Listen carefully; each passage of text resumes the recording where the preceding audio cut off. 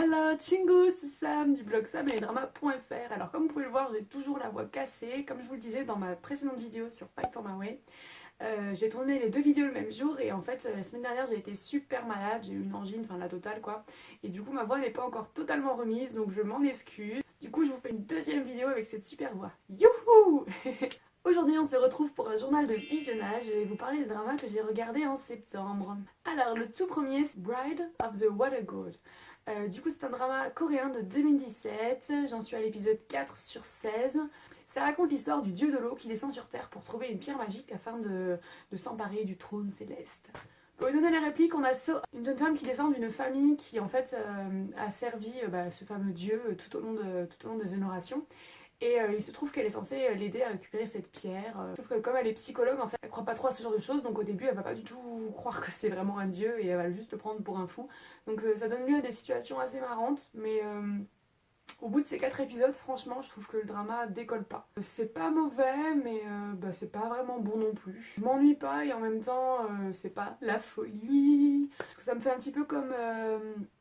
The Legend of the Blue Sea que j'avais attendu avec beaucoup d'impatience, les beaux posters, les super castings, et puis finalement on sort dans l'épisode et puis on fait bon, tout ce bruit pour ça, j'avoue que là je suis vraiment déçue. Franchement à mon avis ça sent pas très bon.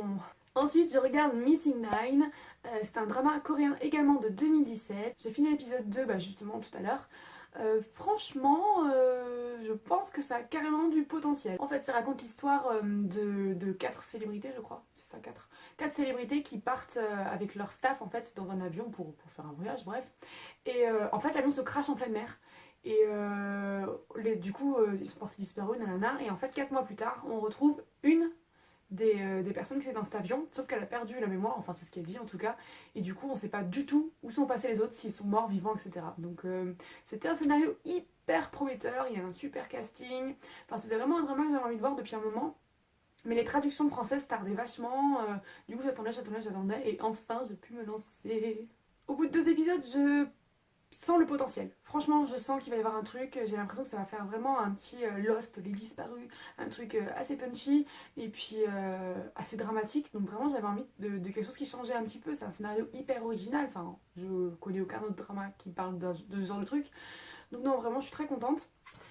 Et ensuite, je regarde Princess Agent. Alors là, c'est un drama chinois de 2017. Oui, chinois. Comme je vous disais dans mon... C'est quoi un drama? Et bien j'avais vraiment envie de me lancer dans plus de dramas chinois parce que je n'en connais quasiment aucun. Et les dramas historiques chinois plus précisément me faisaient très envie pour leurs magnifiques décors, pour leurs costumes, etc. Et ça y est, j'ai choisi Princess Agents pour m'y remettre. J'ai vu 12 épisodes sur les 58 existants, je crois que c'est ça 58.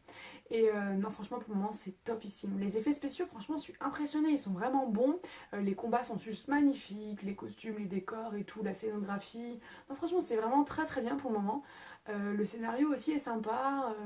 On a une héroïne qui se retrouve vraiment dans un monde hyper cruel et qui doit faire face à beaucoup de choses, mais on sent qu'elle est forte, elle sait se battre. Enfin, c'est vraiment le genre d'héroïne que j'adore. Face à elle, on a 2 leads masculins charismatiques qui me plaisent aussi tous les deux. Donc non, pour le moment, je suis vraiment très contente. Donc à voir ce que ça va donner la suite. J'espère qu'il n'y aura pas des longueurs, parce que 58 épisodes, c'est quand même énorme. Et j'ai pas l'habitude de regarder des épisodes, des dramas aussi longs. Mais franchement, j'y crois. C'est un drama qui a énormément de potentiel également et visuellement, mais franchement, c'est de l'art quoi, c'est juste magnifique. Donc, j'espère ne pas être déçue. Ensuite, je regarde Strong Woman Do Bong-so, un drama de 2017 également, coréen aussi. Ça raconte l'histoire de Do Bong-so, une jeune femme qui a une force herculéenne et en fait c'est un pouvoir qui se transmet de génération en génération dans sa famille que chez les femmes. Et va devenir le garde du corps en fait d'un PDG de jeux vidéo, enfin bref voilà blablabla. Mais pour le moment j'ai vu 4 épisodes sur les 16 existants. C'est pas wouhou mais c'est sympa, pour le moment je m'ennuie pas. J'apprends à découvrir les personnages, il paraît qu'ils vont avoir une super alchimie donc j'attends de voir ça. En tout cas c'est très drôle, je sens que c'est vraiment léger même s'ils ont essayé d'apporter un peu une enquête derrière tout ça. Ce sera pas un coup de cœur à mon avis, mais c'est un drama avec lequel je vais passer un bon moment. Et puis après tout, c'est ce qu'on recherche aussi en regardant le drama. Hein. Et puis je regarde Waterboy, c'est mon petit drama thaïlandais du moment. Si vous êtes en manque de Monsieur Torse Nu, allez regarder le drama parce que franchement, comme ça se passe dans une équipe de natation, j'ai l'impression qu'ils sont tout le temps à poil les gars.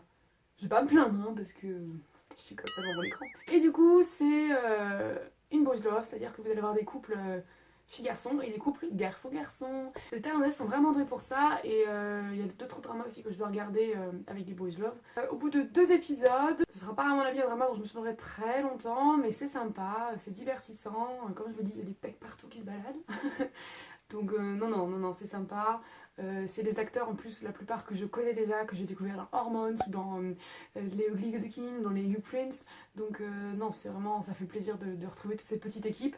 C'est très frais, c'est léger, c'est sympa. Et puis, on en vient à mon crush du moment, School 2017. Alors, c'est un drama qui vient juste de se terminer, début septembre, je crois. J'avais très très hâte de le voir, mais pareil, j'essaie d'attendre qu'il soit entièrement diffusé parce que sinon, mon impatience, elle me tue. Et ça se passe dans le milieu scolaire. Hein. Je sais pas si vous avez vu School 2015 ou encore School 2013, mais en général, ce sont des recettes qui fonctionnent. Et School 2007 est loin de faire exception, c'est vraiment un drama super. J'ai avalé les épisodes pendant que j'étais malade la semaine dernière, j'étais dans mon lit, ma petite couverture, mon petit drama, j'étais trop contente. Non, franchement, super sympa. J'aime énormément les 3 protagonistes. On a de l'amitié, on a de la romance, on a une vraie bromance d'ailleurs entre nos 2 héros. Et ouais, super sympa, j'accroche vraiment bien. Les personnages sont attachants, l'histoire est prenante. Non, franchement, je suis hyper contente de ce nouveau School. Et j'espère qu'on en aura un en 2018 parce que moi je dis on devrait en avoir un tous les ans. Je n'ai avancé ni sur Hwarang, ni sur Ring Ring Bell, ni sur Frankenstein Love, mon petit drama japonais. Donc voilà, il va falloir que je m'y remette en octobre parce que bon, ces dramas ont été un petit peu laissés de côté. Et du coup, qu'est-ce que vous regardez en ce moment? Qu'est-ce que vous avez regardé pendant le mois de septembre? Quels sont vos coups de cœur, vos déceptions? Dites-moi tout en commentaire, j'ai vraiment hâte de savoir ce que vos visionnages du moment. Si vous avez des conseils, dites-le aussi, je suis preneuse. Et je vous fais plein de gros bisous et je vous dis à très vite, popo. Et j'espère que ma voix sera revenue normale parce que quand je parle, ça me stresse. Ah, et au fait, j'ai oublié de vous dire, on est 200 sur la chaîne YouTube. C'est plutôt classe, non? Bon, c'est pas beaucoup, hein, mais moi, je suis super contente. Merci!